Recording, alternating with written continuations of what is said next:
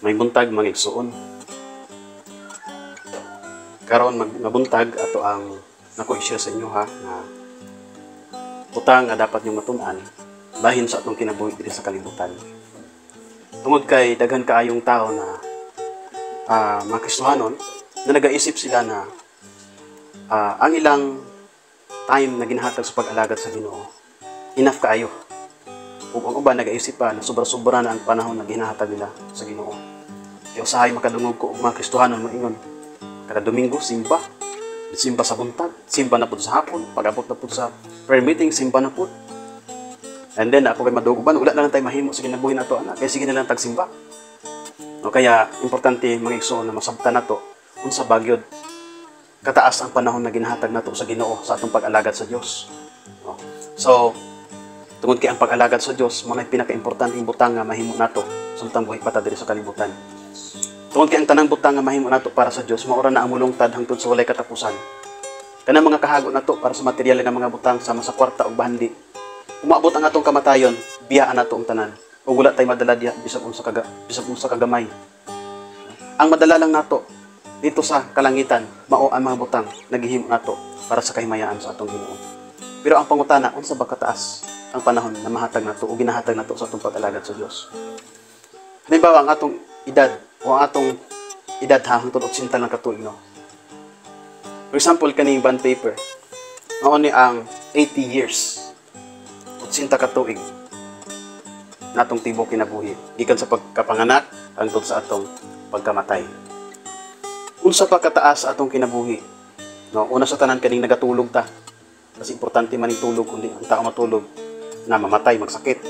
So unsa pa kataas ang panahon nga nagatulog ta sa atong kinabuhi. So kung i-research nato na 1/3 sa atong tibok natong kinabuhi 1/3 sa ato ang tibok kinabuhi nga kita nagatulog. So kung atong tan-awon diri for example mao ni 1/3 siguro mao ni 1/3 okay. So kani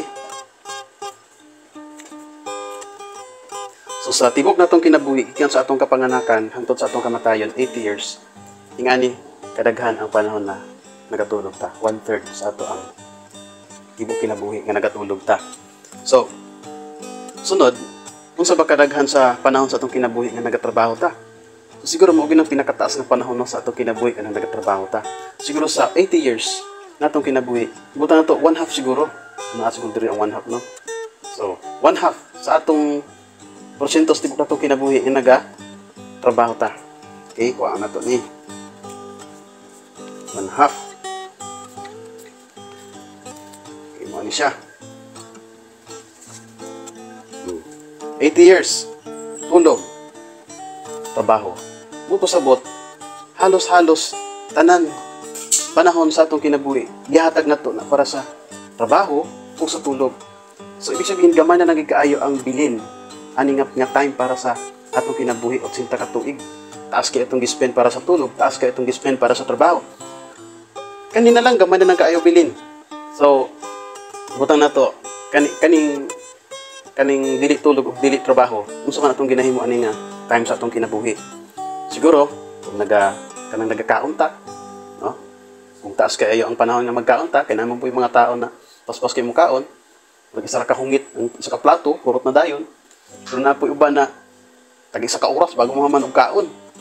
Kaya siguro kani nga nabilin nato nga time bawasan pa nato ni para sa panahon nga nagakaon ta.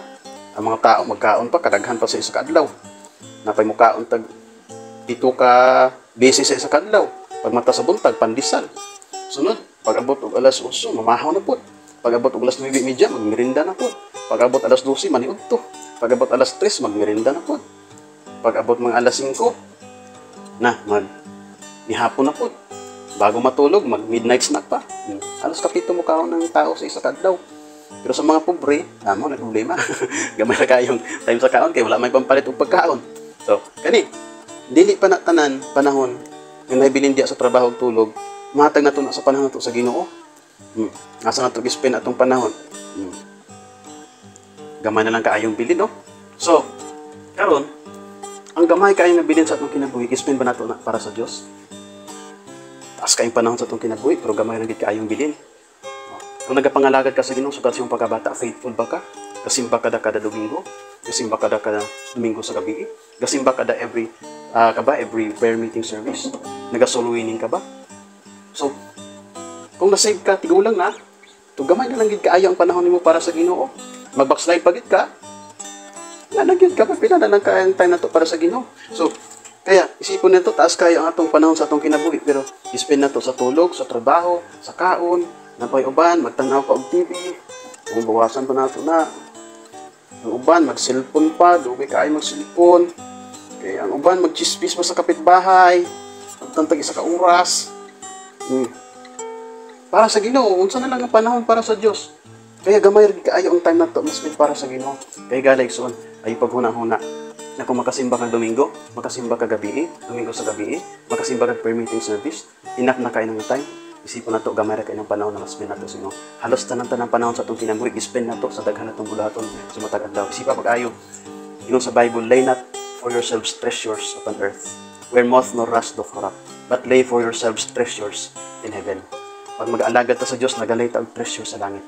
Yung pa sa Bible in James 4:14, whereas you know not what shall be on the morrow. For what is your life? It is even a vapor that appeareth for a little time, and then vanisheth away. Ang atong kinabuhi sa kalibutan, mura lang og aso. Kung pakita na kini sa makadiyot, pagkahuman, mahanaw. Kaya gala igsoon, kung maabtan ka sa imong kamatayon, makaingon ka nga nahimaya ang Ginoo sa imong kinabuhi. Tagaig mas daghang panahon ang Dios sa imong kinabuhi. Tagaig panahon ang Ginoo sa pagsimba.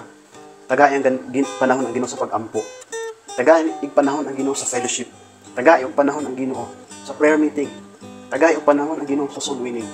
Gamay kaayo ang panahon para sa Dios. Kung dili pa nato ihatag higala igsoon.